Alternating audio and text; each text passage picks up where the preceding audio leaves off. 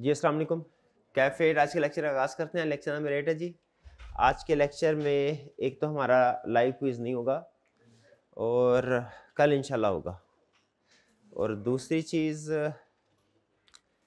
पहले हम अब क्वेश्चन से स्टार्ट करते हैं। ठीक है, क्विज़ नहीं है ना, तो पहले क्वेश्चन से स्टार्ट। प्रीवियस लेक्चर में से कोई क्वेश्चन पूछना चाहते हो पूछ लीजिए। सैंपल का मतलब क्या होता है, हम ये अक्सर ये कहते हैं कि ऑडिटर सैम्पलिंग बेसिस के ऊपर काम करता है, फाइनेंशियल स्टेटमेंट्स की ऑल ट्रांजैक्शंस चेक नहीं करता, सैम्पलिंग बेसिस पे काम करता है। इसका मतलब क्या होता है, इसका मतलब समझिए। फाइनेंशियल स्टेटमेंट्स में आपको पता है डिफरेंट एरियाज होते हैं, अकाउंट्स होते हैं, जिसे आप अकाउंटिंग में अकाउंटिंग कहते हैं ना, वो इनकम स्टेटमेंट में भी है, बैलेंस शीट में भी है, sales, purchase, expenses, assets, liabilities, debtor, cash, creditors, loan, capital वगैरह वगैरह। सैम्पलिंग का मतलब ये नहीं है कि फाइनेंशियल स्टेटमेंट के कुछ एरियाज की चेकिंग होगी और कुछ की नहीं होगी। सैम्पलिंग का ये मतलब नहीं है। चेकिंग हर एरिया की होगी, हर एरिया की होगी, लेकिन हर एरिया में जो ट्रांजैक्शंस हैं वो सारी चेक करना जरूरी नहीं है, बल्कि हर एरिया में से कुछ ट्रांजैक्शंस को चेक किया जाएगा और कुछ को नहीं किया जाएगा। ठीक है, हाँ, लेकिन वो जिन ट्रांजैक्शन को चेक किया जाएगा उनकी सिलेक्शन बड़े ही अच्छे असूलों के मुताबिक होगी, जो हमें हमारे सीनियर्स ने बताए हैं, स्टैंडर्ड्स ने बताए हैं। तो सैम्पलिंग का ताल्लुक इस बात से नहीं है, सैम्पलिंग इस लेवल पे नहीं अप्लाई होगी कि कुछ एरियाज करने हैं कुछ एरियाज नहीं करने हैं। नहीं नहीं नहीं नहीं, एरियाज सारे ही करने हैं, हर एरिया पे कुछ ना कुछ प्रोसीजर परफॉर्म होगा। डन।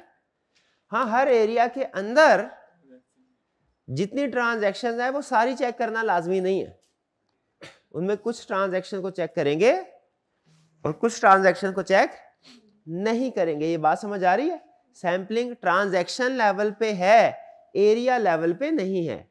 एरिया सारे के सारे वेरीफाई होंगे। डन। अच्छा, अगर यहां तक बात समझ आ गई तो मुझे बताइए, एरिया फाइनेंशियल स्टेटमेंट का हर एरिया वेरीफाई करना है और हमने उसको हर एरिया के अंदर कुछ ट्रांजैक्शंस को चेक करना है, कुछ को नहीं, यानी हर एरिया के अंदर सैम्पलिंग करनी है। क्या सैंपल साइज हर एरिया का एक जितना होगा या डिफरेंट होगा? शाबाश, डिफरेंट होगा। ये पॉसिबल है। सेल्स में आपने 30% आइटम को सेलेक्ट किया, परचेजेस में 25% को सेलेक्ट कर लें। ठीक है, या किसी एक्सपेंसेस में हो सकता है 20% को सेलेक्ट कर लें, तो ये पॉसिबल है। अच्छा, मुझे जरा सोच के बताइए, ये जो हर एरिया में सैंपल साइज डिफरेंट होगा, ये किस वजह से डिफरेंट होगा भला? रिस्क की वजह से। शाबाश, कौन बोला रिस्क की वजह से? शाबाश, रिस्क की वजह से। जिस एरिया में जिस अकाउंट बैलेंस में रिस्क ज्यादा होगा वहां पे प्रोसीजर भी ज्यादा होंगे, यानी सैंपल साइज ज्यादा होगा। जब हम कहते हैं प्रोसीजर ज्यादा होगा मतलब सैंपल साइज ज्यादा होगा, और जिसमें रिस्क कम होगा सैंपल साइज कम होगा। क्लियर जी? शाबाश, अच्छा सवाल था जी। कल पढ़ा था कि रिलेशनशिप नहीं होनी चाहिए हमारे और क्लाइंट के दरमियान में। सर, अगर ऐसा हो कि हम कोई 3-4 साल से ही एक ही फर्म से करवा रहे हैं ऑडिट, तो उसमें देखें, ये मैंने आपको रोक दिया था। आप जो सिचुएशंस बता रहे हैं, बिल्कुल आपकी बात ठीक है कि उसमें इशू अराइज होता है। कल हमने कंसर्न पढ़ा था ना एक, कि इंडिपेंडेंस होनी चाहिए ऑडिटर और क्लाइंट के दरमियान में, किसी किस्म का कोई रिलेशनशिप नहीं होना चाहिए, कोई फाइनेंशियल रिलेशनशिप भी नहीं होना चाहिए, कोई फैमिली रिलेशनशिप भी नहीं होना चाहिए, कोई एम्प्लॉयमेंट रिलेशनशिप भी नहीं होना चाहिए। तो अगर वो कुछ अरसा गुजर गया है तो क्या उसमें कोई इंडिपेंडेंस का मसला आ सकता है? अगर पास में कोई एम्प्लॉय या रिलेशनशिप आ सकता है, लेकिन इससे ज़्यादा मैंने आपको सोचने से मना किया था। ठीक है, क्योंकि इससे ज़्यादा फिर सिचुएशंस डिस्कस होती हैं उस स्पेसिफिक टॉपिक में, वो फिर हर रिलेशनशिप को डिस्कस करता है कि इस रिलेशनशिप में आपने कहाँ तक जा सकते हैं, कहाँ तक नहीं जा सकते। ठीक है, वो इवन एक जगह पे तो इस हद तक शेयर करता है, आप ऑडिट करने के लिए जाएंगे, आप क्लाइंट के पास बैठ के चाय पी सकते हैं कि नहीं, क्लाइंट खाते खाना खा सकते हैं कि नहीं। क्लाइंट का बाज़ औक़ात होता है, हमारी कंपनी जो होती है ना, उनका कोई एनुअल फंक्शंस होते हैं, उनको अटेंड कर सकते हैं कि नहीं, इस डिटेल लेवल तक डिस्कशन होती है। लेकिन वो चाहिए, लेकिन उस चैप्टर में डिस्कशन है ना, उसे मैं अभी इस चैप्टर में तो डिटेल में नहीं करूँगा, ठीक है, वो इस चैप्टर के स्कोप में शामिल नहीं है। लेकिन पॉइंट आपका वैलिड है, इंडिपेंडेंस इफेक्ट होती है बहुत से, और भी बहुत से कुछ चीज़ें जो होती है, आपने घर जाके शायद सोचा होगा कि और किस किस सिचुएशन में इंडिपेंडेंस इफेक्ट होती है, तो आपके जहन में मुख्तलिफ सिचुएशंस आई होंगी। लगभग हर सिचुएशन में इंडिपेंडेंस इफेक्ट होती है, ठीक है। लेकिन फर्दर जो इसके बारे में डिस्कशन है वो हमारा चैप्टर होगा 6 और 7, उसमें हमने पढ़ना है, ठीक है। और कोई क्वेश्चन? इम्पार्शियलिटी का मतलब होता है न्यूट्रल होना। हाँ जी, ये कोई टेक्निकल टर्म नहीं एडेड की, ये सिंपल जनरल इंग्लिश में जो इसका मतलब होता है ना, उसी कंटेक्स्ट में यूज हुआ है। इम्पार्शियल मतलब न्यूट्रल। ये इंडिपेंडेंस के कंटेक्स्ट में इसने वर्ड यूज किया, हाँ, क्योंकि इम्पार्शियल होने का मतलब यही है, इंडिपेंडेंट हो। इंडिपेंडेंस में ऑब्जेक्टिविटी का मतलब न्यूट्रलिटी ही है, न्यूट्रलिटी ही है, ठीक है। यानी समझ लीजिए ऑब्जेक्टिविटी और इंडिपेंडेंस इसका मतलब एक ही है। हाँ, कॉरोबोरेटिव एविडेंस, ये अहम लफ्ज है, ये अहम, शाबाश। कॉरोबोरेटिव ये गालबन स्केप्टिसिज्म के कंटेक्स्ट में यूज हुआ होगा। हाँ बिल्कुल ठीक। फर्ज कीजिए ये भाईजान ने असाइनमेंट दी थी, मैंने असाइनमेंट नहीं, असाइनमेंट से याद आया, असाइनमेंट कितने स्टूडेंट्स ने किया रिटन फॉर्म में? हाँ शाबाश। अच्छा सच में नहीं की असाइनमेंट? शाबाश। असाइनमेंट नहीं की उन्होंने। मैंने इनसे पूछा भाई असाइनमेंट क्यों नहीं की? कहेंगे सर कल मुझे बुखार था। फर्ज करें क्या कह रहे हैं, सर कल मुझे बुखार। ये इनकी एक स्टेटमेंट है, ये इनकी तरफ से एक स्टेटमेंट है। क्या एज प्रोफेशनल मुझे इनकी बात पे एतबार कर लेना चाहिए? नहीं करना। अच्छा एज प्रोफेशनल मैं इन्हें ये भी नहीं कहूंगा भाई झूठ बोलते हो, मुझे पता है तुम झूठ बोल रहे हो, ये भी नहीं कहूंगा। सच में हो सकता है उनको बुखार हो, तो मैंने ना तो इनकी स्टेटमेंट पे बिलीव करना है ना डिसबिलीव करना है बाय डिफॉल्ट। मैं कहूंगा कि सही भी हो सकते हैं नहीं भी हो सकती। मुझे क्या करना चाहिए? इनसे कहना चाहिए एविडेंस दीजिए। इनसे क्या कहना चाहिए? एविडेंस। अब ये अपनी स्टेटमेंट की फेवर में, अपनी स्टेटमेंट की फेवर में जो भी एविडेंस मुझे देंगे वो कहलाएगा कॉरोबोरेटिव एविडेंस। कॉरोबोरेटिव एविडेंस का मतलब है कंफर्मिंग एविडेंस, वो एविडेंस जो मैनेजमेंट की किसी बात को सच साबित करे, उसे कहते हैं कॉरोबोरेटिव एविडेंस। मैनेजमेंट ने फाइनेंशियल स्टेटमेंट में हमें बहुत सी बातें बोली होती हैं, ऐसा ही है ना, उसने बोला होता है सेल्स ये है सर, परचेज ये है सर, ऐसा डेटर्स की अमाउंट ये है। फिर इसके अलावा जो नोट्स द अकाउंट्स होते हैं उसमें भी बहुत से डिस्क्लोजर्स दिए होते हैं। सवाल ये है कि क्या मैनेजमेंट ने जितनी भी बातें हमें फाइनेंशियल स्टेटमेंट्स की शक्ल में या अदर देन फाइनेंशियल स्टेटमेंट्स हमसे की होती हैं, हमें सारी बातें बाय डिफॉल्ट ट्रू मान लेनी चाहिए कि उसकी हर स्टेटमेंट, हर इंफॉर्मेशन का कॉरोबोरेटिव एविडेंस हासिल करना चाहिए? बताइए सवाल, क्या एविडेंस हासिल करना चाहिए? तो वो एविडेंस उसकी बात को कंफर्म करेगा, सही साबित करेगा, वो क्या होगा?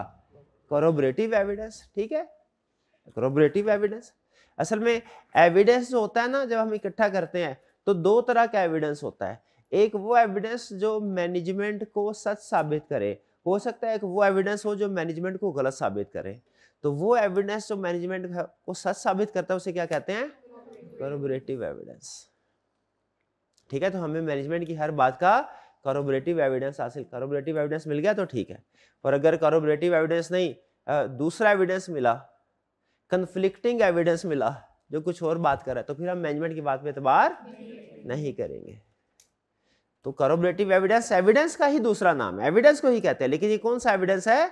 मैनेजमेंट की बात को। अब ये भाईजान ने जो स्टेटमेंट दी थी, गैस कीजिए इनका कॉरोबोरेटिव एविडेंस क्या होगा इस स्टेटमेंट का? कोई ना कोई मेडिकल की प्रेस्क्रिप्शन होगी, ठीक है जी। या हो सकता है इनका कोई दोस्त हो, वो बयान दे दे कि सर ये वाकई कल बीमार था। अच्छा जरा बताइए, आपने इतना ऑडिट अभी तक पढ़ा है, ये दोनों ही कॉरोबरेटिव एविडेंस है। इनके दोस्त ने स्टेटमेंट दे दी सर ये वाकई कल बीमार था, और एक मेडिकल प्रिस्क्रिप्शन आ गई जिसके ऊपर किसी डॉक्टर ने साइन वगैरह किया, ये भी कॉरोबरेटिव एविडेंस है। क्या दोनों एविडेंस एक जैसे रिलायबल है? कौन से वाला ज्यादा रिलायबल है? मेडिकल प्रिस्क्रिप्शन ज्यादा रिलायबल है। शाबाश शाबाश, हैं दोनों इकट्ठे कर लेंगे, दोनों ही लिख लेंगे, लेकिन ज्यादा रिलायबल। अगर दोनों में कभी कंफ्लिक्ट होना तो ऑडिटिंग स्टैंडर्ड कहते हैं अगर कंफ्लिक्ट ना हो तो दोनों इस्तेमाल कर लो। अगर कभी कंफ्लिक्ट हो तो जो ज्यादा रिलायबल है ना उसके ऊपर एतबार करना है हमने।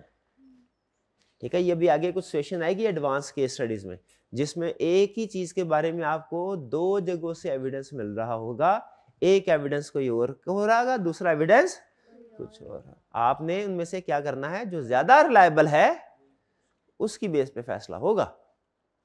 डन जी। कॉरोबरेटिव का मतलब समझ आ गया? आइदा जब कभी कॉरोबरेटिव का लफ्ज ज़हन में आए, corroborative C for corroborative, C for confirming evidence, जो मैनेजमेंट की बात को कंफर्म करता है। और कोई क्वेश्चन? ओवर नहीं, वहां पे लिखा हुआ है ओवर जनरलाइजेशन को अवॉइड करना है। ठीक है, ये स्केप्टिसिज्म जो होता है ना, इसका फायदा है ना, ओवर जनरलाइजेशन को अवॉइड किया जाता है। तो इसका क्या मतलब है, किसी हद तक ओवर जनरलाइजेशन कर सकते हैं? नहीं, ओवर जनरलाइजेशन करनी नहीं चाहिए। ओवर जनरलाइजेशन का मतलब है क्या? इसका मतलब ये है कि आपने किसी एक एरिया पे काम किया अकाउंट पे, उसमें आपको कोई मिस स्टेटमेंट नहीं मिली, इसकी बेस पे आपने दूसरे एरियाज में भी चेकिंग किए बगैर ही ये नतीजा निकाल लिया जी पहले कोई मिस स्टेटमेंट नहीं थी, इधर भी कोई मिस स्टेटमेंट नहीं होगी। ये क्या है? Over generalisation. मुझे एक छोटा सा एक वाकया याद आ गया। क्लाइंट था हमारा, क्लाइंट था लिस्टेड कंपनी थी। लिस्टेड कंपनीज में अमूमी तौर पे अच्छे लोग, क्वालिफाइड लोग बैठते हैं, और वो ऑडिटर की इतनी टेंशन नहीं लेते। जो छोटी कंपनीज होती है ना, जिनमें थोड़ा नॉन क्वालिफाइड लोग होते हैं, जो गलतियां करते हैं, वो ऑडिटर्स को बड़े ठीक ठाक तरीके से रखते हैं, चाय पानी पूछते रहते हैं और भी चीज़ें हैं। तो जो लिस्टेड कंपनी थी, उसके पास मैं कोई सवाल पूछने के लिए गया, सर ये चीज़ ऐसे ऐसे ऐसे क्यों नहीं है? ठीक है, उसमें थोड़ा सा प्रॉब्लम थी भी थोड़ी सी, लेकिन वो प्रॉब्लम थी इमटेरियल। तो प्रैक्टिस में जब मैं जूनियर था उस वक्त इतना कोई मटेरियल डे कंसेप्ट नहीं था। उस वक्त एक ही जेन में चीज़ होती थी, कोई ना कोई गड़बड़ क्लाइंट की ढूंढनी है, वो चाहे छोटी क्यों ना हो। तो क्लाइंट के पास गया, उससे सवाल पूछा। क्लाइंट ने एक बात की आगे से, उसने कहा सर आप सवाल पूछे मैं जवाब भी दे दूंगा, प्रॉब्लम कोई नहीं है, लेकिन आप बिला वजह टाइम ज़ाया कर रहे हैं छोटी छोटी चीज़ों के पीछे। आप ज़रा जाके देखिए पिछले 5 सालों में आप अपने वर्किंग पेपर चेक कर लें अपनी फर्म के, कभी एक मिस स्टेटमेंट भी आप लोगों ने करेक्ट नहीं करवाई, कभी एक मिस स्टेटमेंट भी करेक्ट नहीं कर। बात ठीक भी होगी, मैंने चेक नहीं किया वैसे, लेकिन शायद बात ठीक भी होगी, क्योंकि वो लिस्टेड कंपनी थी। लिस्टेड कंपनी के ज़रा अच्छे इंटरनल कंट्रोल होता है। छोटी मोटी मिस स्टेटमेंट थी, लेकिन वो इमटेरियल थी, मटेरियल नहीं थी। मुझे बताइए, अगर फर्ज कीजिए उसकी बात सच है, पिछले 5 क्या पिछले 10 सालों में कभी कोई मटेरियल मिस स्टेटमेंट डिटेक्ट नहीं हुई, तो क्या इसका यह मतलब है कि 11वें साल हम कोई काम ना करें ये सोच के कि पिछले 10 सालों में कोई मिस स्टेटमेंट नहीं हुई, इस दफा भी कोई मिस स्टेटमेंट नहीं होगी, ये सोच लें। अगर आप ये सोचते हैं तो आप प्रोफेशनल स्केप्टिसिज्म को सैक्रिफाइस कर रहे हैं, आप अपने कंक्लूजन को ओवर जनरलाइज कर रहे हैं। पिछले कई सालों में कोई मॉडिफाइड ओपिनियन नहीं दिया, इस साल भी अनमॉडिफाइड, बगैर चेकिंग के आपने ये अंदाजा लगा लिया अनमॉडिफाइड ओपिनियन देना है, तो ये क्या होगा? ये over generalise. Professional scepticism over generalisation को अवॉइड करता है। ठीक है, स्केप्टिसिज्म यही कहता है ना कि मैं खुद से पहले मैं देखूंगा, रिस्क को असेस करूंगा, उसके मुताबिक चेकिंग करूंगा, फिर इस नतीजे पे पहुंचूंगा कि अनमॉडिफाइड मैंने रिपोर्ट देनी है कि मॉडिफाइड, डायरेक्ट नहीं। ठीक है, पिछले 10 सालों में अगर मैनेजमेंट जो है ऑनेस्ट रही है, कोई फ्रॉड नहीं है, क्या लाजिम है कि इस साल भी कोई फ्रॉड नहीं होगा? नहीं। इंसान की नीयत है वो तो एक दिन में बदल सकती है। हो सकता है एक इंसान जो है पिछले 10 सालों में वो नेक हो, क्या आइंदा जिंदगी में भी नेक रहेगा? गारंटी नहीं। वाइस वर्सा इसी तरह। ठीक है, तो इसीलिए हमने क्या करना है, हर ऑडिट को पिछले ऑडिट से इंडिपेंडेंट समझना है। ठीक है, ये स्केप्टिसिज्म यही सिखाता है, ओवर जनरलाइजेशन नहीं करने। और कोई क्वेश्चन? शाबाश, कोई क्वेश्चन नहीं? हाइब्रिड क्लास में से कोई क्वेश्चन? ये दोनों क्वेश्चन ओवर जनरलाइजेशन वाला और कॉरोबोरेटिव एविडेंस वाला हाइब्रिड क्लास के स्टूडेंट ने भी पूछा था, मेरा आंसर हो गया होगा जी। अच्छा, अब चलते हैं आपकी होम असाइनमेंट की तरफ। होम असाइनमेंट थी आपकी कोई? चलिए चलिए ठीक है, उसको डिस्कस करते हैं। पॉज कीजिएगा जी। क्वेश्चन की तरफ चलते हैं। क्वेश्चन नंबर 9 अपने सामने रखिएगा।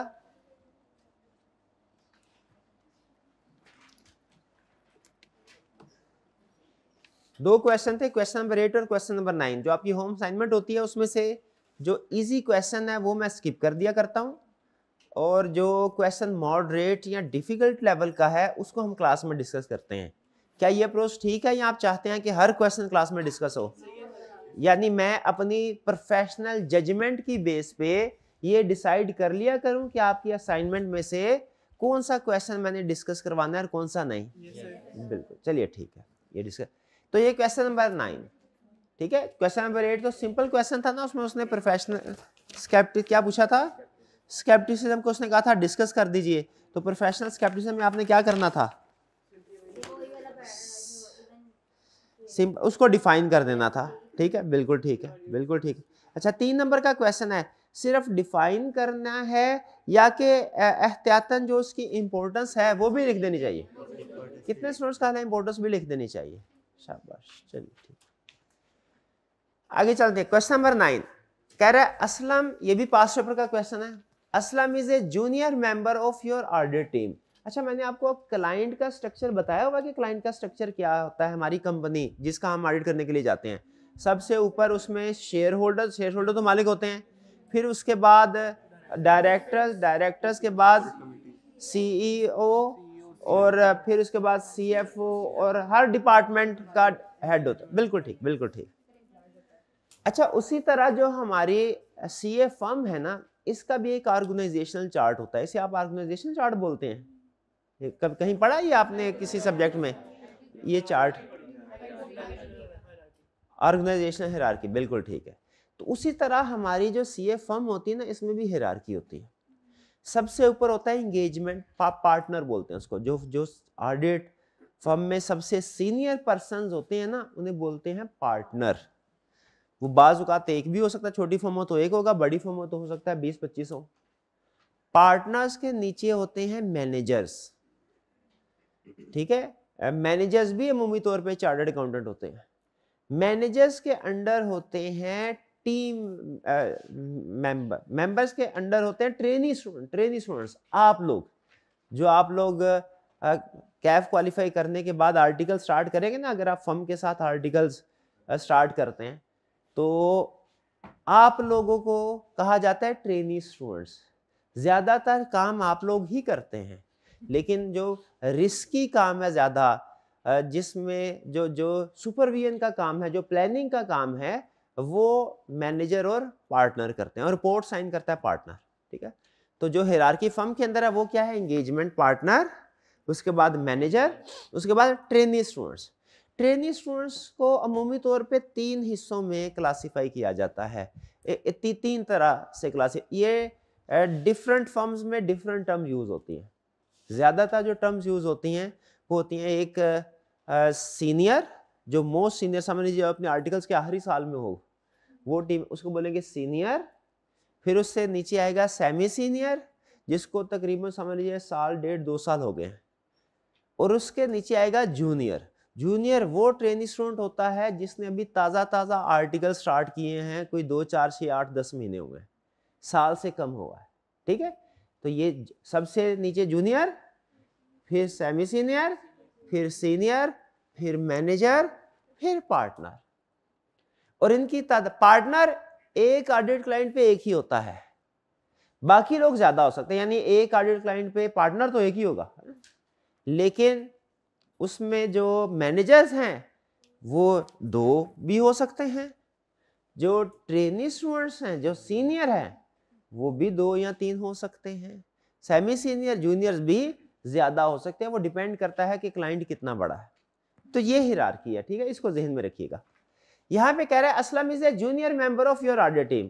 अब समझ आ रहा है, इसका मतलब ये हुआ असलम कोई ताज़ा ही हमारी फर्म को उसने ज्वाइन किया है। जब ये इस तरह का स्टार्टअप लेता है ना, स्टार्ट लेता है कि जूनियर, तो हमें अंदाजा हो जाता है ये असलम कोई ना कोई बोंगी मारेगा आगे, इसी वजह से उसने उसको जूनियर बोला है।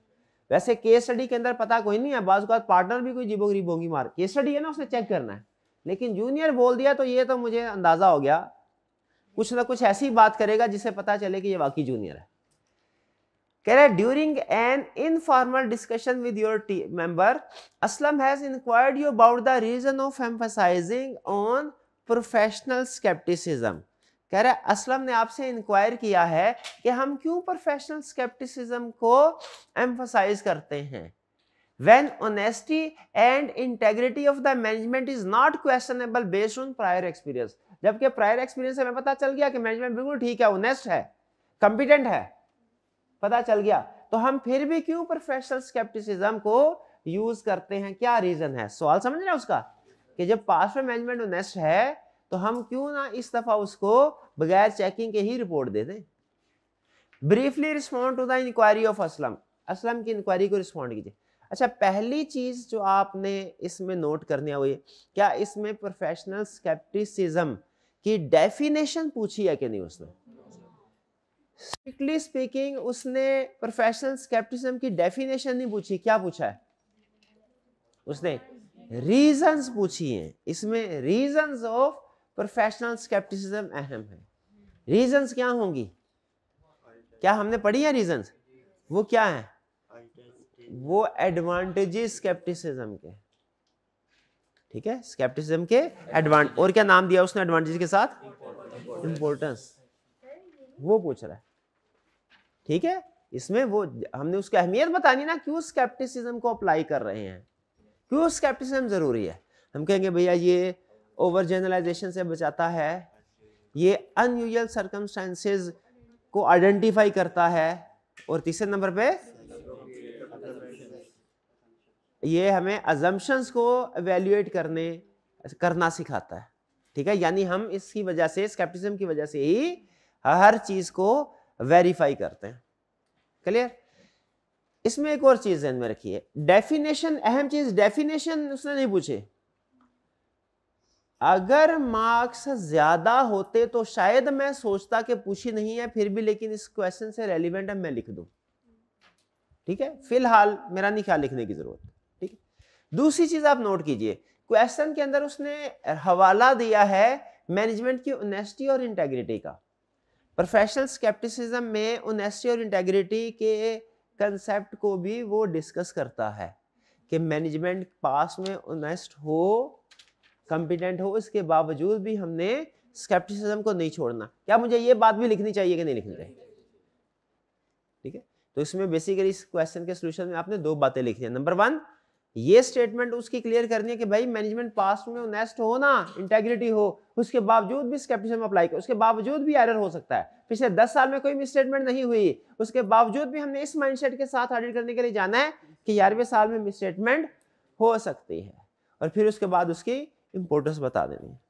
इंपॉर्टेंस क्लियर है जी। अब इसमें से कुछ पूछना चाहते हो तो पूछ लीजिए। ओके, चलिए, ये एक ही क्वेश्चन था। अब आते हैं हम आज के लेक्चर की तरफ। आज का लेक्चर मैं पहले आपको बता दूं थोड़ा सा बोरिंग होने जा रहा है, क्योंकि वो है भी इसमें कंसेप्ट्स कम हैं। वैसे 2 लर्निंग ऑब्जेक्टिव है हमारे, जो दूसरे वाला लर्निंग ऑब्जेक्टिव है ना, उसमें फिर भी कुछ कंसेप्ट है। पहले वाले में तो सिर्फ उसने आपको इंट्रोड्यूस करवाया है कुछ अथॉरिटीज के साथ, ठीक है। स्टार्ट करते हैं।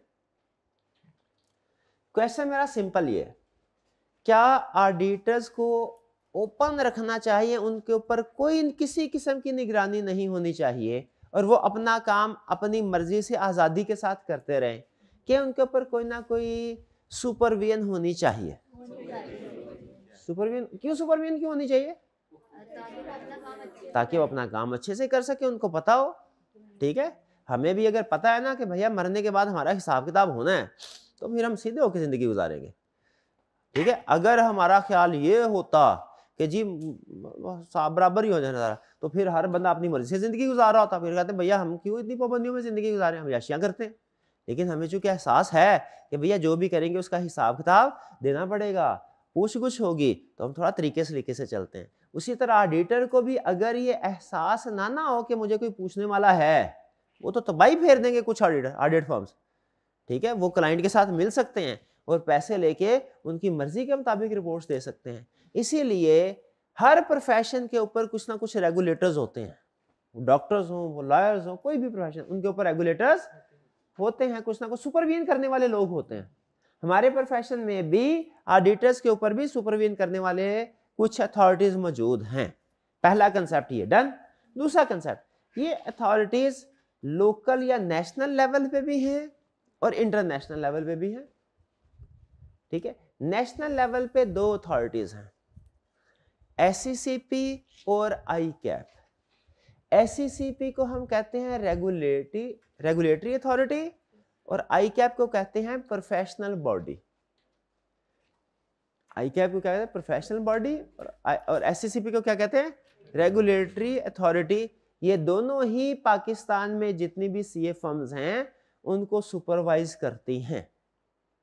ठीक है, अपने अपने तरीकाकार से।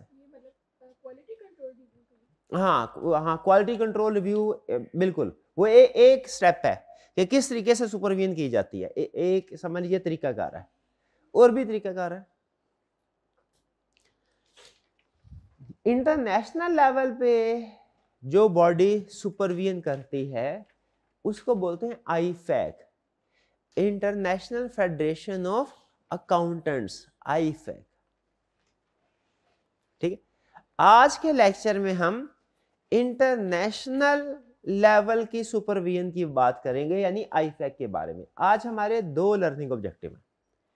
एक ये कि जो इंटरनेशनल सुपरवाइजर है ऑडिटर्स का, IFAC, उसका रोल क्या है, काम क्या है, क्या काम करता है, और फिर इसके कामों में सबसे अहम काम आप ये पढ़ेंगे कि international federation of accountants ISAs issue करते हैं। क्या करते हैं, IS।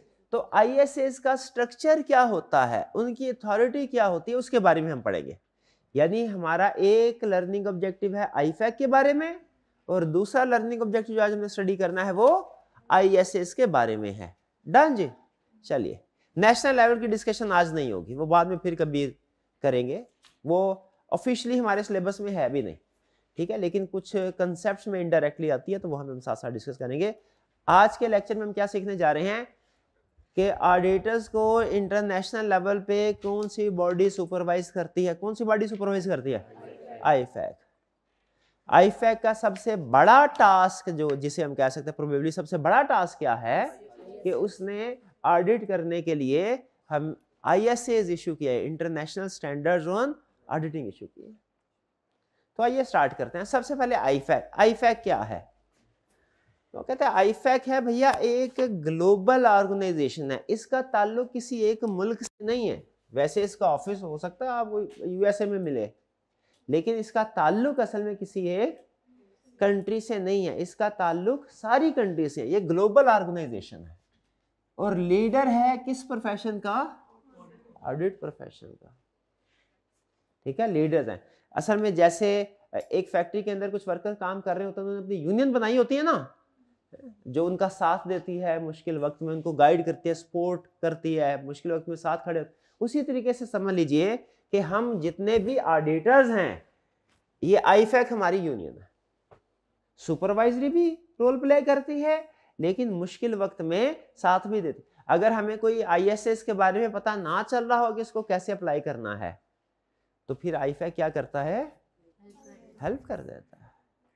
अगर कहीं पे कोई फ्रॉड हुआ हो तो IFAC फिर अपनी टीम भेजता है, जाओ इन्वेस्टिगेट करो कि फ्रॉड क्यों हुआ, हमारे ऑडिटिंग स्टैंडर्ड में कहाँ कोई कमी रह गई थी। कमी हमारी ऑडिटिंग स्टैंडर्ड में थी कि कमी लोकल ऑडिटर में थी, ये फ्रॉड क्यों नहीं डिटेक्ट किया उसने। ठीक है, और अगर कमी ऑडिटिंग स्टैंडर्ड में हो तो फिर IFAC क्या करता है, स्टैंडर्ड रिवाइज करता है। इसलिए दुनिया में जहां कहीं कोई बड़ा फ्रॉड होता है, फौरन हमें अंदाजा हो जाता है अगले 5-6 महीनों में कोई नया स्टैंडर्ड आने वाला है या एग्जिस्टिंग स्टैंडर्ड में कोई रिवीजन होने वाली है। ठीक है, तो ये आईफैक ग्लोबल ऑर्गेनाइजेशन है, ठीक है। इसका एक्टिविटी या रोल क्या है? मेन एक्टिविटी या रोल इसका ये है कि ये डेवलप करता है, इंप्लीमेंट करवाता है स्टैंडर्ड्स। कौन से स्टैंडर्ड? अकाउंटिंग के स्टैंडर्ड्स, क्या ऑडिटिंग के स्टैंडर्ड। ये इसका सबसे बड़ा रोल है, ठीक है, ठीक है। और कुछ प्रमोट करता है एक्टिविटीज जो कि हमारे प्रोफेशन से रिलेटेड होती हैं, और speak out in public interest, public interest में अपना पॉइंट ऑफ व्यू देता है। ये कुछ जनरल नेचर के पॉइंट्स हैं। अहम चीज क्या है? ये development and implementation of standards. ये बहुत से स्टैंडर्ड इशू करता है। आईफैक क्या करता है? बहुत से स्टैंडर्ड इशू करता है। आईफैक के असल में ना 4 समझ लीजिए छोटी छोटी बॉडीज हैं, ठीक है। जैसे एडमिनिस्ट्रेटिव पर्पस के लिए क्या करते हैं, बाज़ औक़ात हम किसी एक बड़ी बॉडी को छोटे बोर्ड में डिवाइड कर देते हैं। पाकिस्तान है, इसको एडमिनिस्ट्रेटिव पर्पस के लिए कुछ सूबों में डिवाइड किया गया है, ताकि जो हुकूमत पाकिस्तान की जिम्मेदारियां हैं हर शहरी के बारे में उनको अच्छे तरीके से पूरा किया जा सके। तो जो आईफैक है, इसने भी अपनी जितनी भी एक्टिविटीज परफॉर्म करनी है उनको परफॉर्म करने के लिए 4 बोर्ड्स बनाए हुए हैं। याद रखिए, ये बोर्ड्स काम अलग अलग करते हैं, लेकिन हम यही समझते हैं कि अल्टीमेटली चूंकि आईफैक जो है वो उसको सुपरवाइज कर रहा है, तो ये आईफैक ही ये काम कर रहा है। आईफैक डायरेक्टली नहीं करता, थ्रू बोर्ड्स काम करता है। 4 बोर्ड हैं आईफैक के।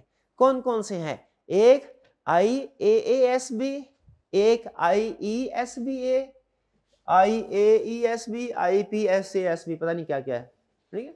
ये असल में एब्रीविएशन है। ये है international auditing and assurance standard board, IAI। IFAC का प्रोबेबली जो सबसे अहम बोर्ड है वो कौन सा है? International auditing and assurance standard board. ये क्या करता है? ऑडिटिंग स्टैंडर्ड इशू करता है। स्टैंडर्ड इशू करते हैं ऑडिट से रिलेटेड।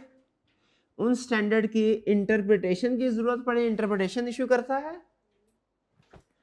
और अगर हमें उन स्टैंडर्ड्स को समझने में प्रॉब्लम, अप्लाई करने में प्रॉब्लम हो, तो हमें उन्हें अडॉप्ट करने में, इंप्लीमेंट करने में भी फैसिलिटेट करता है। यानी स्टैंडर्ड इशू करेगा, हम कहेंगे नहीं समझ आई ये बात, आपने इसमें 10 बातें लिखी हुई हैं, 2 बातें समझ नहीं आई, तो प्रैक्टिसिंग स्टेटमेंट या प्रैक्टिसिंग नोट इशू करता है। हम कहें फिर भी समझ नहीं आई, तो वो हो सकता है कि अच्छा मैं अपना बंदा भेजता हूँ आपके मुल्क में, वो आपके पास बैठ के आपको समझा देगा, ठीक है। या हो सकता है वो अपने मुल्क में बैठे बैठे जिस जगह पे मौजूद हैं कोई सेमिनार वगैरह कंडक्ट करवाएं, जिसके जरिए से हमें वो गाइड करे, बताए कि आपने किस तरीके से स्टैंडर्ड को अप्लाई करना है।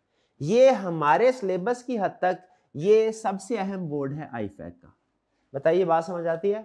आईफैक क्या है? Global organisation. देखिए इसमें कुछ और बातें भी लिखी होंगी, मेन कंसेप्ट मैं आपके साथ शेयर कर रहा हूं, बाकी आपने रीडिंग कर लेनी है, ठीक है। मेन कंसेप्ट क्या? आईफैक क्या है? Global body. किसकी ग्लोबल बॉडी?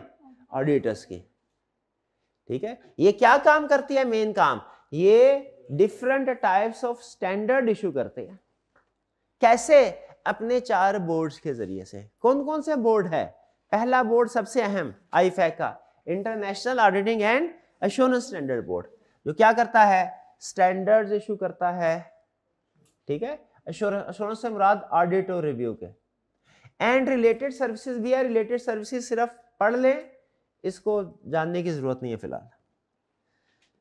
फिर है IESBA, ये है गालबन international ethics standard board for accountants. यही है, देखें लिखा हुआ है पूरा term, international ethics standard board for accountants. अच्छा देखें, क्या हमें, अच्छा एक चीज बता दूं, इसमें वर्ड आईफैक में भी वर्ड अकाउंटेंट यूज हुआ है, यहां पे भी वर्ड IESBA में अकाउंटेंट यूज हुआ है। हालांकि हम तो ऑडिट प्रोफेशन से रिलेट करते हैं।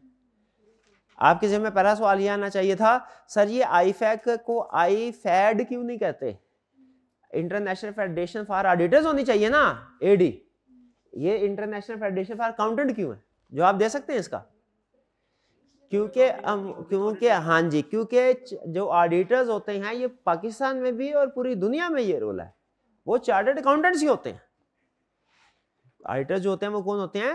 वो चार्टर्ड अकाउंटेंट्स ही होते हैं, इसीलिए आप उनको अकाउंटेंट भी कह लें तो उसमें कोई प्रॉब्लम नहीं है। अच्छा, अब ये जो है इंटरनेशनल एथिक्स स्टैंडर्ड, मुझे ये बताइए क्या हमें ऑडिटर बनना है कि हमें एक अच्छा ऑडिटर बनना है? अच्छा ऑडिटर बनना है ना। ऑडिटर बनने के लिए ऑडिटिंग स्टैंडर्ड फॉलो करें। अच्छा ऑडिटर बनने के लिए आपको ऑडिटिंग स्टैंडर्ड के साथ साथ कुछ एथिक्स को भी फॉलो करना पड़ेगा, ऐसा ही है ना।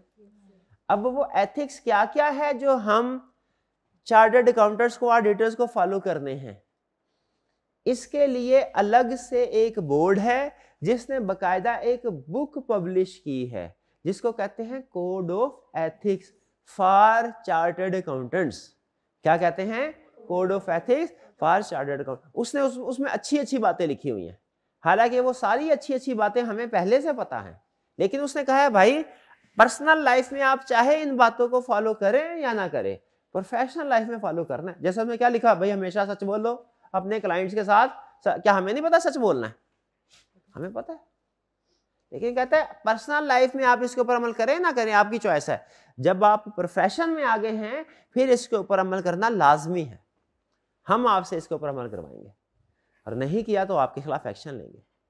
एक जगह पे लिखा है जो काम भी करो ध्यान से करो, जो काम भी करो क्लाइंट को जो भी सर्विस दो professional competence and due care के साथ दो।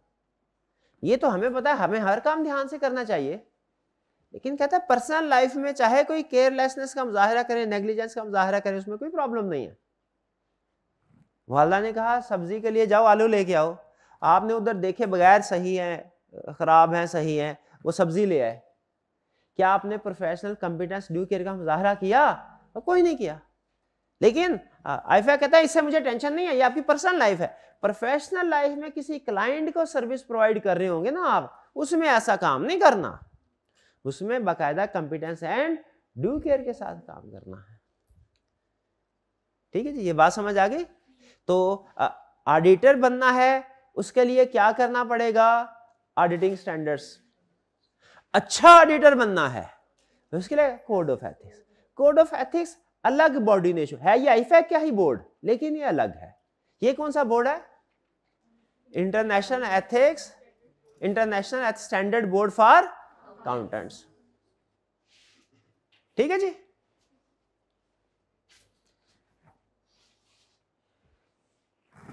फिर इसके बाद आगे चलते हैं। ये मैं नहीं चाह रहा कि आप इसको पढ़ें, अभी आगे चलते हैं। तीसरा बोर्ड IAESB। अच्छा, आपको पता है पाकिस्तान कंट्री, इसमें चार्टर्ड अकाउंटेंट बनने के लिए जो लोकल प्रोफेशनल बॉडी है वो कौन सी है जिसके साथ आपको रजिस्टर होना पड़ता है? ICAP। शाबाश। क्या इंडिया में भी कोई बॉडी है? ICA। बिल्कुल ठीक है, सही है, ठीक है। इसी तरह अदर कंट्रीज में भी है, जैसे ACCA यूके में ACC, ठीक है, ICAW भी, बिल्कुल ठीक, बिल्कुल ठीक। क्या हर मुल्क में आपको ये पता है पाकिस्तान में चार्टर्ड अकाउंटेंट बनने के लिए कितने सब्जेक्ट्स पढ़ने पड़ते हैं? 20 से ज्यादा है, ठीक है। और ट्रेनिंग कितने अरसे की है? वो भी डिफरेंट है, ऑप्शंस लगभग 3.5 साल की है ऑन एवरेज। क्या आपको ये पता है, क्या आप गैस कर सकते हैं दुनिया के दूसरे ममालिक में इतने ही सब्जेक्ट पढ़ाए जाते हैं या इतना ही टाइम पीरियड है चार्टर्ड अकाउंटेंट बनने के लिए, या डिफरेंट है? डिफरेंट है। जैसे ACCA के साथ हम उम्मीद तौर पर स्टूडेंट कंपेयर करते हैं, उसमें सब्जेक्ट भी निस्बतन कम है और टाइम पीरियड भी कम। हो सकता है किसी कंट्री, पाकिस्तान में पहले जब मैंने किया क्वालिफाई तो उस वक्त जो ट्रेनिंग पीरियड था वो 4 साल तक का था, मिनिमम 4 साल का था। और उससे पहले हमारे सीनियर बताते हैं कि किसी वक्त में शायद 4.5 साल का भी था। तो चार्टर्ड अकाउंटेंट बनने के लिए कम से कम कितने सब्जेक्ट्स पढ़ना जरूरी है, कितनी ट्रेनिंग हासिल करना जरूरी है, ये कौन फैसला करता है? लोकल लेवल पे ICAP, इंटरनेशनल लेवल पे IFAC, अपने एक बोर्ड के जरिए से। और वो कहता है मिनिमम भाई ये 10 सब्जेक्ट है, चार्टर्ड अकाउंटेंट बनने के लिए इन 10 फील्ड में एक्सपर्ट होना जरूरी है। तो ये 10 सब्जेक्ट तो पढ़ाने ही पढ़ाने हैं, जिसमें अमूमी तौर पे टैक्स होता है, लॉ होते हैं, ठीक है। इकोनॉमिक्स कहते हैं पढ़ानी है तो पढ़ाओ, नहीं पढ़ानी ना पढ़ाओ, कुछ सब्जेक्ट कंपलसरी है, बाकी उन्होंने कहा आपकी मर्जी। तो मिनिमम चार्टर्ड अकाउंटेंट बनने के लिए जो रिक्वायरमेंट्स है वो इंटरनेशनली कहां से आती हैं? आईफैक से। लोकल जो कंट्री बॉडीज है ना कंट्री लेवल पे, वो इनको बढ़ा तो सकती हैं, कम नहीं कर सकती। इसलिए आप देखेंगे इंटरनेशनली डिफरेंट वेरिएशंस है ट्रेनिंग पीरियड में भी, और जो सब्जेक्ट्स चार्टर्ड अकाउंटेंट को पढ़ाए जाते हैं उनमें भी। तो यहां पे मुझे बताइए आईफैक के अंदर वो कौन सा बोर्ड है जो प्रोफेशनल एजुकेशन ट्रेनिंग वगैरह से रिलेटेड मिनिमम रिक्वायरमेंट्स इंट्रोड्यूस करवाता है? वो कौन सा बोर्ड है? वो IAESB, यह international accounting education standard board, यही बनता है। उसके रोल से लिंक कर रही है abbreviation, international accounting education standard board, ठीक है। लास्ट कंसेप्ट, अच्छा मुझे बताइए क्या एक मल्टीनेशनल कंपनी, ठीक है, जैसे नेस्ले है फॉर एग्जांपल, उसका ऑडिट और पाकिस्तान रेलवे का ऑडिट एक जैसे तरीकाकार से ही होना चाहिए? फर्क क्या दोनों में बोला? वो एक इंटरनेशनल लेवल की कंपनी है, उसको प्राइवेट पर्सन्स ओन करते हैं, investor, private investors. Pakistan railway जो है ये एक तरह से नॉट फॉर प्रॉफिट ऑर्गेनाइजेशन है, कह सकते हैं इसको, लॉस पे चल रही है ना, लेकिन चल रही है। और ये इससे भी बड़ी बात, ये गवर्नमेंट ओन्ड है। क्या गवर्नमेंट ओन्ड जो इदारे होते हैं वो उसी तरीके से काम करते हैं जिस तरीके से प्राइवेट इदारे काम करते हैं? नहीं। तो क्या उनका ऑडिट भी उसी तरीके से होना चाहिए जिस तरीके से प्राइवेट का होता है? नहीं। तो जो पब्लिक सेक्टर होता है ना, जो गवर्नमेंट के इदारे होते हैं, इनको हम कहते हैं पब्लिक सेक्टर। दो टर्म्स ऑडिट में कभी कभार आपको सुनने को मिलेगी, एक पब्लिक सेक्टर, एक स्मॉल एंटिटी।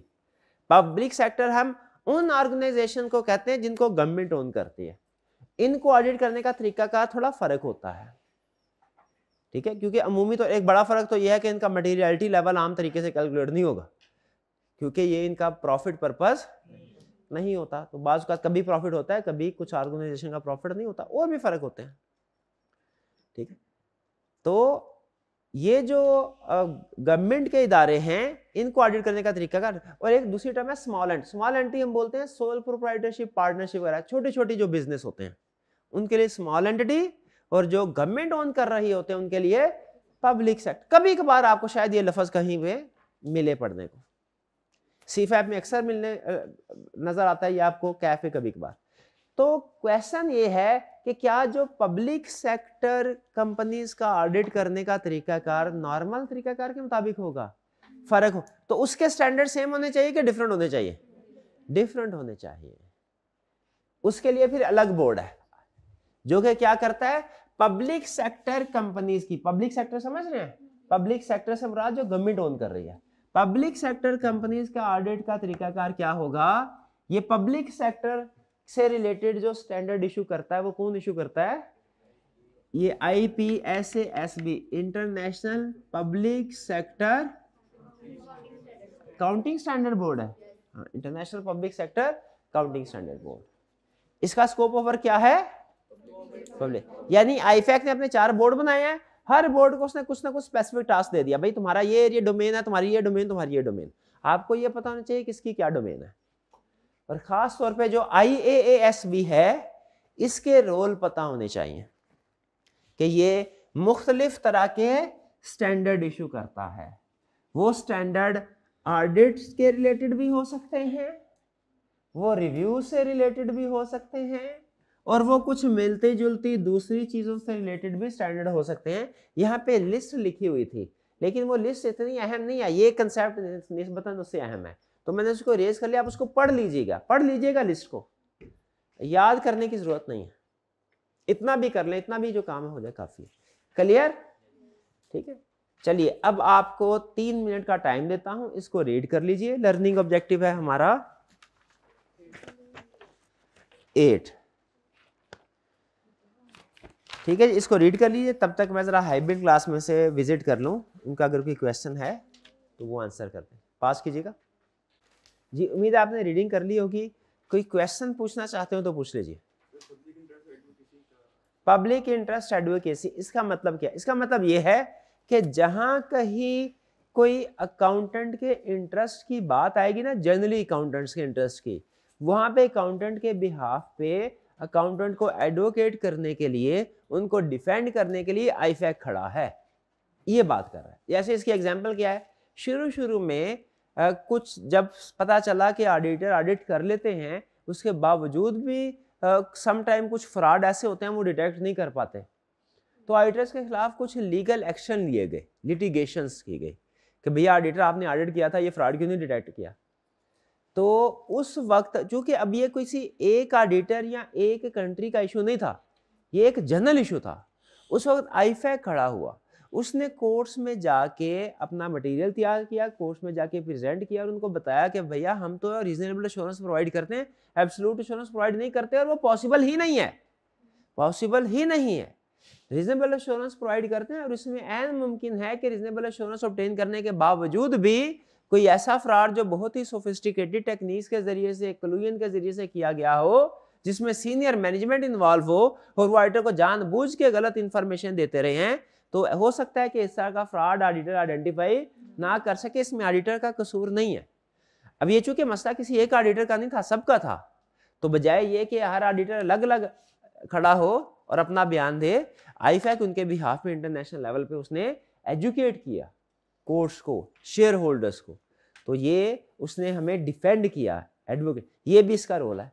फ्यूचर में भी अगर इस तरह की कोई प्रॉब्लम आती है जो कि जनरली पब्लिक एट लार्ज, यानी जाहिर है हम भी पब्लिक एट लार्ज में शामिल है, और स्पेसिफिकली ऑडिटर्स के लिए प्रॉब्लमेटिक हो, तो उसके लिए फिर आईफैक भी सपोर्ट करेगा, ये कह रहा है उसका एडवोकेसी रोल। क्लियर जी? और कोई क्वेश्चन? चलिए नेक्स्ट लर्निंग ऑब्जेक्टिव तरफ चलते हैं। नेक्स्ट लर्निंग ऑब्जेक्टिव ये अच्छा है, ये थोड़ा कंसेप्चुअल है, इसमें तो सिर्फ ये बताएं ये बॉडी है, ये इसके 4 बोर्ड्स हैं, ये काम करते हैं, ये थोड़ा मेमोरी वाला लर्निंग ऑब्जेक्टिव था, कंसेप्ट इसमें इतना नहीं था। ये जो लर्निंग ऑब्जेक्टिव ये कल पढ़ लिया था? नहीं पढ़ा था? कल क्या पढ़ेंगे? कल कुछ ना कुछ पढ़ ही लेंगे, ऑडिट ही पढ़ लेंगे कल भी। नेक्स्ट लर्निंग ऑब्जेक्टिव है 9, ये छोटा सा है, इसमें कोई प्रॉब्लम नहीं है, ये इसमें कंसेप्ट है। कहता है आईफैक का सबसे अहम 4 बोर्ड है, सबसे अहम बोर्ड कौन सा है? आईएएसबी। आईएएसबी का सबसे अहम काम क्या है? आईएसएस डेवलप करना, शाबाश। तो आईफैक के सबसे अहम बोर्ड का जो सबसे अहम काम है ना, उसके ऊपर वो कह रहा है थोड़ा आप मजीद समझ लीजिए, एक स्टैंडर्ड बनता कैसे है, अकाउंटिंग स्टैंडर्ड कैसे बनता है ये आपको पता है? बस चले कोई बात नहीं, पता होना जरूरी भी नहीं, असल चीज ये पता होनी चाहिए कि अकाउंटिंग स्टैंडर्ड कहते क्या है। उसी तरह ऑडिटिंग स्टैंडर्ड क्या कहते हैं, ज्यादा अहम चीज ये है, लेकिन वो कहता है एडिशनली आपको ये भी बता देते हैं कि ऑडिटिंग स्टैंडर्ड बनते कैसे हैं।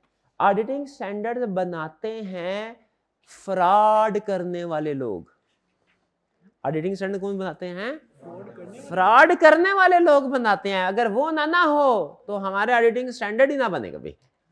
स्टार्ट वहां से होता है, मतलब लिखते वो नहीं है, लिखते कोई और है। स्टार्ट वहां, दुनिया में जहां कहीं फ्रॉड होता है वहां पे आईफैक की इन्वेस्टिगेशन टीम पहुंच जाती है, बाज़ फिजिकली बाज़ नेट पे बैठ के उस केस के बारे में इंफॉर्मेशन लेते हैं और ये देखते हैं क्या हमारे करंट ऑडिटिंग स्टैंडर्ड में ये जो इशू है इसको एड्रेस करने के लिए रिक्वायरमेंट्स मौजूद है कि नहीं। क्योंकि यहाँ तो हो सकता है रिक्वायरमेंट ही ना हो, यहाँ हो सकता है रिक्वायरमेंट थी लेकिन उस ऑडिटर ने फॉलो नहीं किया सही तरीके से। अगर तो ऑडिटर का कसूर हो, आईफैक की टीम वापस आ जाती है, कहती है फांसी दे दो ऐसे ऑडिटर को, हमें कोई टेंशन नहीं। लेकिन अगर मसला ऑडिटिंग स्टैंडर्ड में हो कि उसमें कोई लूप होल था जिसका फायदा उठा के किसी शातिर बंदे ने फ्रॉड किया, तो आईफैक की टीम फिर कहती है अच्छा अब हमने इस एक टॉपिक को पकड़ लिया है, अब हम इसके ऊपर आइंदा के लिए कि आइंदा इस तरह का फ्रॉड ना हो, हम कुछ नया स्टैंडर्ड या नई रिक्वायरमेंट्स लेके आएंगे। तो ये होता है सबसे पहला process, subject selection. Subject selection में क्या किया जाता है, कोई टॉपिक या कोई इशू जो होता है ना वो आइडेंटिफाई होता है और उससे स्टार्ट किया जाता है, इसके ऊपर काम करना शुरू करना है। और कैसे आइडेंटिफाई, भाई कोई फ्रॉड होता है फिर ही आइडेंटिफाई होता है ना। फिर इसके बाद क्या होगा, फिर आईफैक की जो हेड ऑफिस की टीम है उसमें लोग बैठेंगे सर जोड़ के और सोचेंगे आइंदा इस तरह के फ्रॉड को रोकने के लिए ऑडिटर को क्या क्या करना चाहिए या पकड़ने के लिए फ्रॉड क्या करना चाहिए। वो कुछ ना कुछ रिक्वायरमेंट्स इंट्रोड्यूस करवाएंगे। लेकिन वो ऐसा नहीं है कि वो कहे जी हम ही अकले कुल हैं, मेरे को सब आता है, मैं सब कुछ कर सकता, बस मैंने जो कह दिया ना वही होगा, ऐसा नहीं है। वो टीम, या हालांकि उसमें भी टीम में बड़े कॉम्पिटेंट लोग बैठे होते हैं, बड़े एक्सपीरियंस लोग बैठे होते हैं, लेकिन वो कहते हैं हम एक नतीजे पे पहुंच गए ना, ये हमारा रफ ड्राफ्ट है, एक्सपोजर ड्राफ्ट, हमने इसको बना दिया, इसको हम अपनी वेबसाइट के ऊपर अपलोड करते हैं और हमारी जितनी भी मेंबर बॉडीज हैं उनको भिजवा देते हैं, ताकि जनरल पब्लिक की तरफ से इसके ऊपर कमेंट्स आ जाए। पाकिस्तान में ये ICAP को भिजवा दिया जाता है, एक और बॉडी ICM में भी, ये भी मेंबर है, इनको भी भिजवा दिया जाता है, गालमन ये भी मेंबर है, इनको भी इसको पढ़िए और अपने कमेंट्स दीजिए। पूरी दुनिया से जो फिर कमेंट्स आते हैं ये उनको जांचते हैं, इनको जो अच्छे कमेंट्स लगे उस रिक्वायरमेंट को फिर अपने एक्सपोजर ड्राफ्ट में ऐड कर देते हैं, या अगर कोई क्रिटिसिज्म है किसी रिक्वायरमेंट पे उसको लेस कर देते हैं। यानी जर्नल पूरी दुनिया में कमेंट्स लेके उसके मुताबिक अपने एक्सपोजर ड्राफ्ट को ऐड लेस करके फिर क्या करते हैं, फिर वो स्टैंडर्ड को इशू कर देते हैं, उसे कहते हैं publication of standard. Standard publish हो गया। तो ये होता है प्रोसेस नया स्टैंडर्ड बनने का। स्टार्ट हुआ, कोई फ्रॉड हुआ, टीम ने रिसर्च करके कोई टॉपिक सेलेक्ट किया जिसमें रिवीजन की जरूरत है, रिवीजन का फिर एक्सपोजर ड्राफ्ट बनाया, एक्सपोजर ड्राफ्ट पूरी दुनिया में सर्कुलेट करवा लिया कमेंट्स के लिए, कमेंट्स को कंसीडर किया और फिर एंड पे फाइनल ISA इशू कर दिया। डन। प्रोसेस में आप ठीक लग रहा है प्रोसेस आपको? चलिए, इसमें सबसे अच्छी बात क्या लग रही है आपको? हाँ, कमेंट्स दे रहे हैं, शाबाश शाबाश, ठीक है।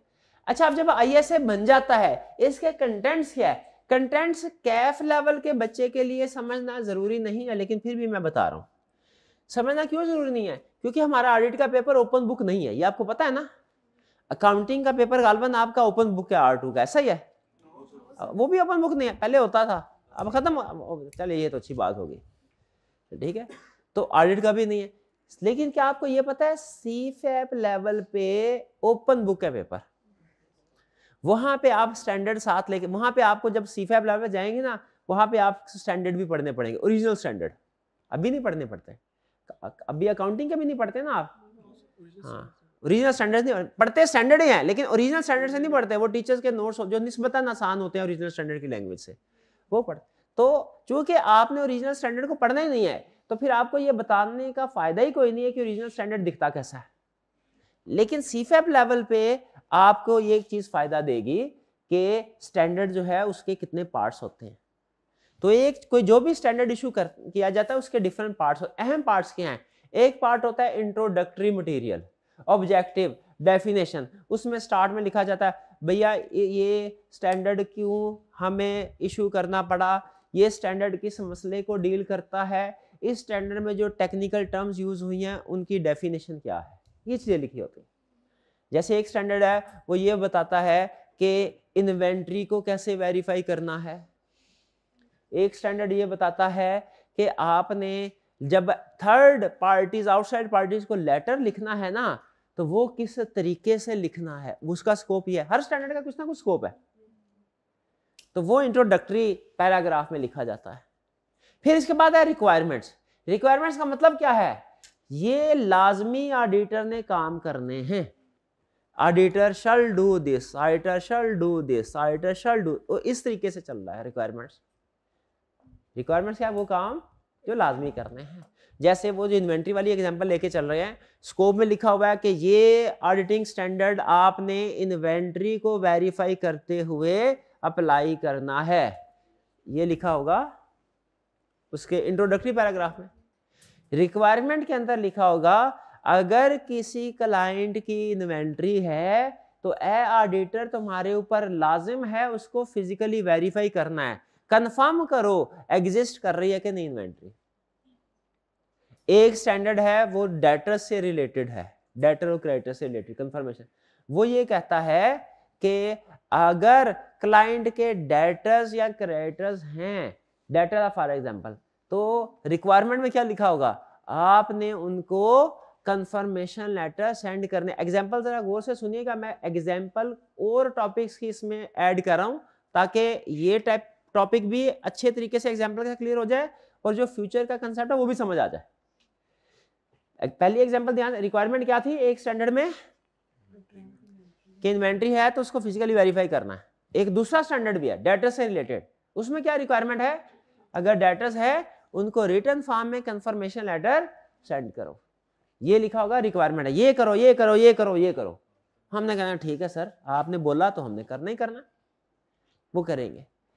फिर तीसरा एक हिस्सा होता है application and other explanatory material.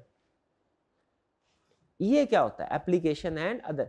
ये होता है कि बाज़ औक़ात कुछ आपको हट के सिचुएशन फेस करना पड़ती है, कुछ समय कम्प्लेक्स सिचुएशन फेस करना पड़ती है। ये एप्लीकेशन वाला पैराग्राफ जो होते हैं ये आपको ये बताते हैं कि आपने कैसे, किस जो रिक्वायरमेंट है उसको किस तरीके से अप्लाई करना है डिफरेंट सिचुएशन में। इस रिक्वायरमेंट को डिफरेंट कॉम्प्लेक्स सिचुएशन में कैसे अप्लाई करना है, ये कहां लिखा हुआ है, application and other explanatory material. जैसे वो जो इन्वेंट्री वाली मिसाल आपको दे रहा हूं ना कि इन्वेंट्री है तो फिजिकली वेरीफाई करना है, उसमें एक जगह पे लिखा हुआ है समटाइम ऐसा होता है ऑडिटर इन्वेंट्री को फिजिकली वेरीफाई नहीं कर पाता, उस लोकेशन पे नहीं पहुंच पाता, जैसे कोरोना में था। और भी एग्जांपल है लेकिन कोरोना फिलहाल आपको आसानी से समझ आ जाएगी। तो उसमें क्या करना है, अब देखिए अगर सिर्फ रिक्वायरमेंट होती ना तो हम यहां पे आके स्टक हो जाते कि रिक्वायरमेंट कह रही है फिजिकली वेरीफाई करना है लेकिन हम जा नहीं सकते लोकेशन पे, क्या करें? तो फिर जो एक्सप्लेनेटरी मटेरियल होता है उसमें इस तरह की गाइडेंस प्रोवाइड की जाती है। उसमें वो कहता है फिर आप ऐसा करें, कोई अल्टरनेटिव प्रोसीजर परफॉर्म कर लें जो उस हालात के मुताबिक सूटेबल हो और वो आपको साबित कर दे कि इन्वेंट्री मौजूद है। हमने कहा ठीक है, क्या फिर उधर से वीडियो कॉल करके इन्वेंट्री देख लें तो चलेगा? हमने कहा चलेगा, कर लो। इसी तरह जो डेटर वाला स्टैंडर्ड है उसमें रिक्वायरमेंट में क्या लिखा हुआ है कि भैया डेटर को कंफर्मेशन लेटर सेंड करना है, लेकिन जब नीचे एक्सप्लेनेशन की तरफ जाए तो उधर लिखा हुआ है कि अगर डेटर को लेटर सेंड किया उसने जवाब नहीं दिया तो क्या कर लेंगे आप?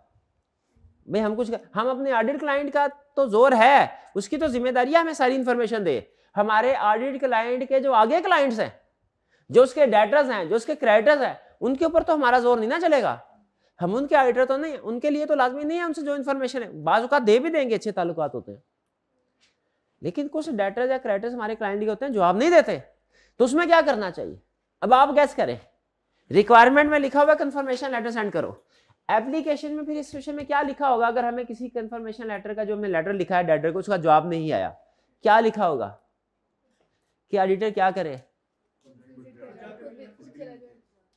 कि हाँ, वहां लिखा हुआ ऑडिटर इस सिचुएशन में रिक्वायर्ड प्रोसीजर जो हमने बोला परफॉर्म, वो अल्टरनेटिव प्रोसीजर परफॉर्म कर ले। कौन से प्रोसीजर परफॉर्म करे?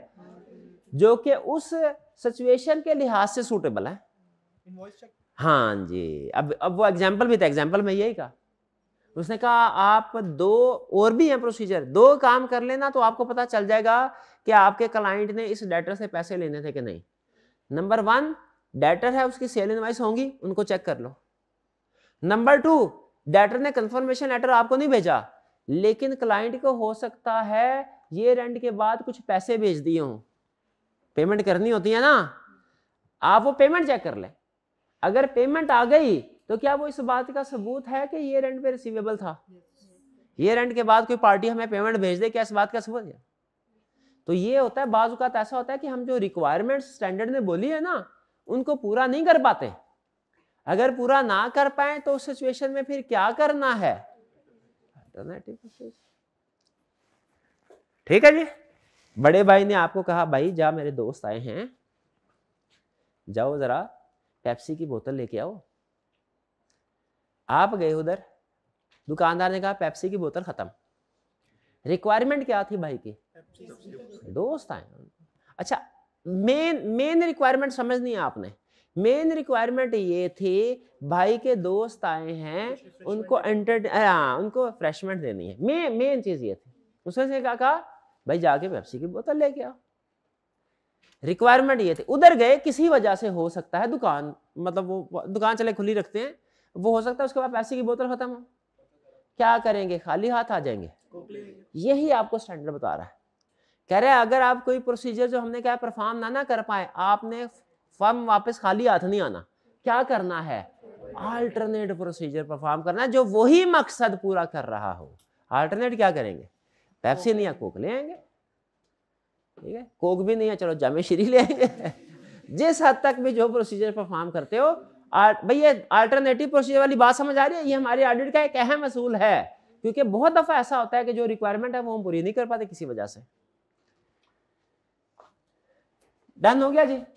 फिर इसके बाद कह रहा है आईएसएस का स्टेटस क्या है, क्या हैसियत है आईएस? भाई आईएसए की हैसियत है, अथॉरिटी है कि आईएसए की इतनी अथॉरिटी है, हमने एज ऑडिटर हर आईएसए की हर रिक्वायरमेंट को पूरा करना है। हमने क्या करना है? हर आईएसए की हर रिक्वायरमेंट को पूरा। फिर ये हम कह सकते हैं हम आईएसए के मुताबिक ऑडिट करते हैं। अगर मैं अपनी रिपोर्ट में ये लिखना चाहता हूं ना कि मैंने ये ऑडिट आईएसए के मुताबिक किया है, तो मुझे क्या करना पड़ेगा? हर आईएसए की हर रिक्वायरमेंट को पूरा करना पड़ेगा। अगर ये भाईजान ये कहना चाहते हैं ना मैं अपने वालिदैन का फर्मा बरदार हूं, तो इन्हें अपने वालिदैन का हर हुक्म हर बात माननी पड़ेगी। अपनी तरफ से सिलेक्टेड बातें नहीं मानना पड़ेगी कि जो अपने फायदे की हो वो मान रही और जो फायदे की ना समझ आ रही हो फौरी तौर पे। भाई वालिदैन की समझ और बच्चे की समझ एक बराबर तो नहीं होती है ना, बच्चे की समझ ज्यादा होती है, ऐसा ही है ना? नहीं ऐसा नहीं है। सही सही बताएं कि आप ये समझते हैं कि आपके वालिदैन आपसे ज्यादा समझदार हैं? ये समझ, शाबाश शाबाश शाबाश, ठीक है। क्योंकि आपने किताबें ज्यादा पढ़ी होंगी, लेकिन किताबें अमली जिंदगी में काम नहीं आती। ये आपको पता कब चलेगा? पता जब आप अमली जिंदगी में जाएंगे, ठीक है। और अमली जिंदगी में फिर जो वालिदैन ने अपनी, कोई भी वालिदैन भी और कोई भी ऐसा पर्सन जिसने जिंदगी गुजारी है दुनिया में, कुछ 2-4 हज़ार लोगों से इंटरेक्ट किया हो, तो उसको अंदाजा होता है कि दुनिया कैसे चलती है, किन असूलों पे चलती है। वो फिर आपको बताते हैं। किताबों में अच्छी अच्छी बातें लिखी होती हैं, ठीक है। लोगों की मदद करनी चाहिए, सच आप भी एक्सपेक्ट करते हैं दूसरे से, वो भी हमारे साथ यही करेंगे, करते हैं वो अच्छे तरीके से। बहरहाल चले वापस आते हैं। तो वो अगर हमने अपनी ऑडिट रिपोर्ट में ये लिखना है ना कि we have conducted our audit in accordance with ISS, तो फिर हमें क्या करना पड़ेगा? हर आईएसए की हर रिक्वायरमेंट को पूरा करना पड़ेगा। बस आखिरी कंसेप्ट आज का, इस रूल की कुछ एक्सेप्शन है। इस रूल की कुछ यानी वो सिचुएशन जब हम आईएसए को नहीं मानेंगे। पहली exception, when a requirement is not relevant. दूसरा, when a requirement is not practicable.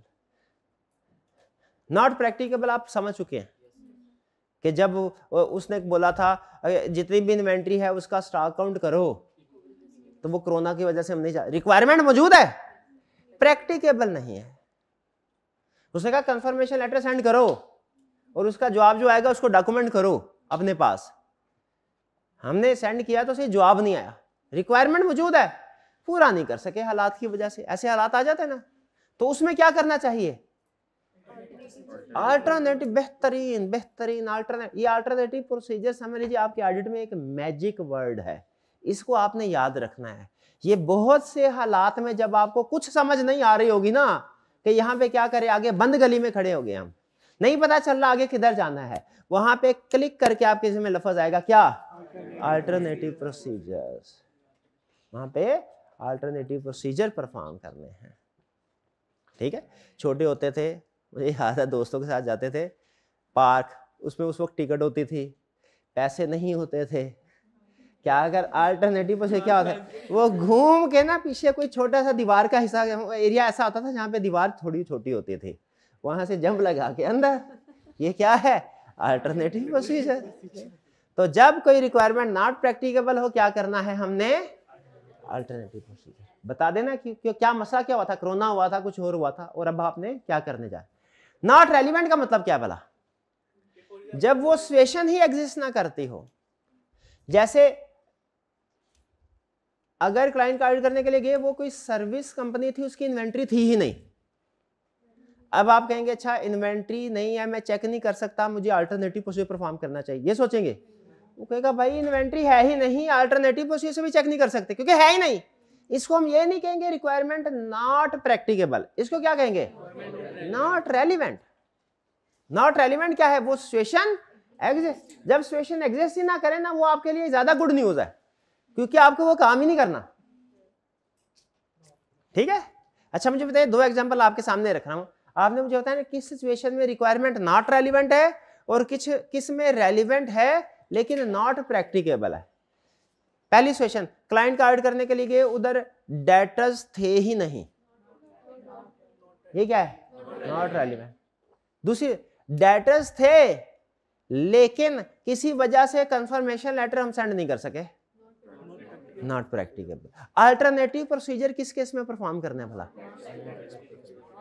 Not practicable. शाबाश, बेहतरीन। बस यही बात, ये आज का लेक्चर था। ठीक है, आज के लेक्चर में प्रोबेबली अगर आप मुझसे पूछे ना सर एक कंसेप्ट बताएं जो सबसे अहम है, जो कंसेप्ट, हाँ शाबाश, वो मैं आपसे कहूंगा वो ये वाला कंसेप्ट है, ये एक्सेप्शन वाला। इसको अच्छे तरीके से याद कर लें, समझ लें, अच्छे तरीके से समझ लें, बाकी की रीडिंग कर लें। वो आपको बताया थोड़ा सा बोरिंग है आज का लेक्चर। क्लियर, समझ आ गई जी? कोई क्वेश्चन हो तो?